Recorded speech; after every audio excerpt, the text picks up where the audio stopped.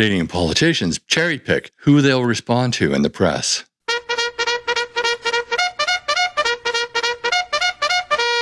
Hey everybody, welcome to my channel. I hope you're having a great day. Before we get into it, I'd like to encourage you to go over to my other channel, Cavalryman USA. I have posted a recent video on that channel regarding the presidential debate and the bias of the press in their fact-checking. There's a link in the description, and I encourage you to go there after watching this video. Watch that video, like that video, subscribe to that channel. It'll really help me out. Jagmeet Singh and Justin Trudeau are known for not responding to reporters. They cherry-pick who they will answer questions from. Hi, I just have one question. Okay, sorry. Which Sorry?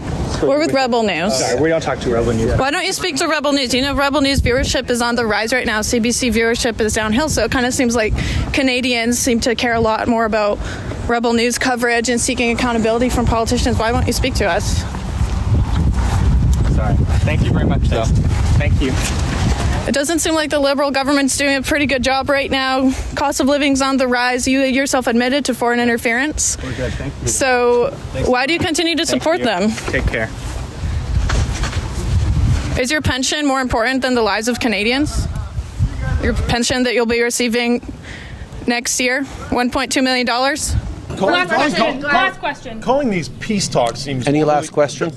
Calling these peace summits seems overly optimistic. Thank you very much, everyone. But should they? They're public officials, and they shouldn't be allowed to cherry-pick who they will accept questions from. They particularly ignore Rebel News. Journalists inform Canadians and hold governments accountable. Their work is independent and indispensable. As they continue to face harassment, censorship, and violence simply for doing their jobs, let me say this. We will always support and promote the freedom of the press. Now, I'm reading from my phone here, Justin Trudeau's tweet from, well, yesterday on World Press Freedom Day. But once his statement was tested, he failed completely because Rebel News sent a journalist, Alexa Lavoie, our Quebec-based superstar, to the Liberal Party Policy Convention. And, well, take a look at what happened to her here. One of my questions is, we heard recently that CSIS knew about the threat made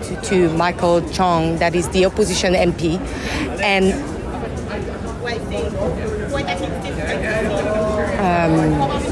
sorry, but thank you. I would just go and check with them.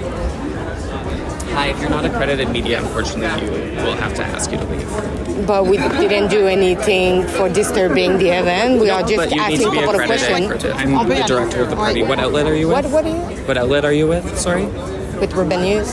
Yeah, unfortunately, the organization you knew about it, though. The organization you work for is widely reported to represent extremist far-right views, and you're not welcome here. Justin Trudeau has said that Rebel News isn't a real news agency. The only reason that I'm allowed to ask you this question is because today the federal court ruled that the government doesn't have the right to determine who is or is not a journalist. This is the second election in a row that the court had to overturn your government. Do you still insist on being able to make that decision, and why? First of all, questions around accreditation were handled by the press gallery and the consortium of networks who have strong perspectives on quality journalism and the important information that is shared with Canadians. The reality is organizations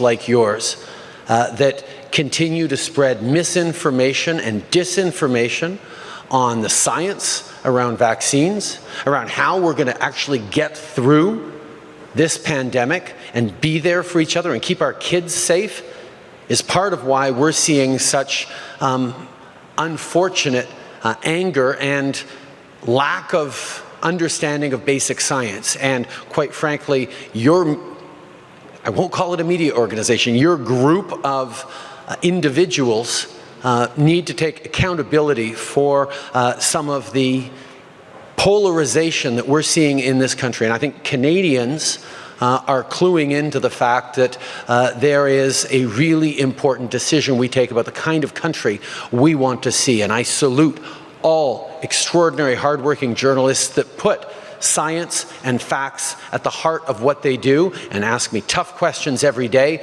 But make sure that they are educating and informing Canadians from a broad range of perspectives, which is the last thing that you guys do. But what is a real news agency? Yes, Rebel News is biased against him, or at least that's what they think. I'm not sure they are. Yes, they have a conservative slant, and yes, they do criticize him. The press is not supposed to be the friend of politicians. The press is supposed to hold politicians to account. The mainstream media, CBC, CTV, and Global, are now turning against Justin Trudeau, or at least they're being a little bit more harsh on him than usual, and they're turning against Jagmeet Singh. But for the longest time, that wasn't the case. The mainstream media is following the crowd in their condemnation of the Prime Minister and the NDP. But it's taken a long time to get there. It's taken the surge of popularity of Pierre Poilievre and the Conservatives for the mainstream media to finally understand that Canadians don't trust Trudeau, don't trust Singh, and for the most part, they don't trust mainstream media. So these other outlets, Rebel News, True North, Tenet Media, the Toronto Sun, and all these other sources are starting to get a little bit more traction. And politicians are starting to pay attention to some of them, but for the most part, they're trying to ignore them. These politicians work for us, but they don't act like it. We want answers, but they won't answer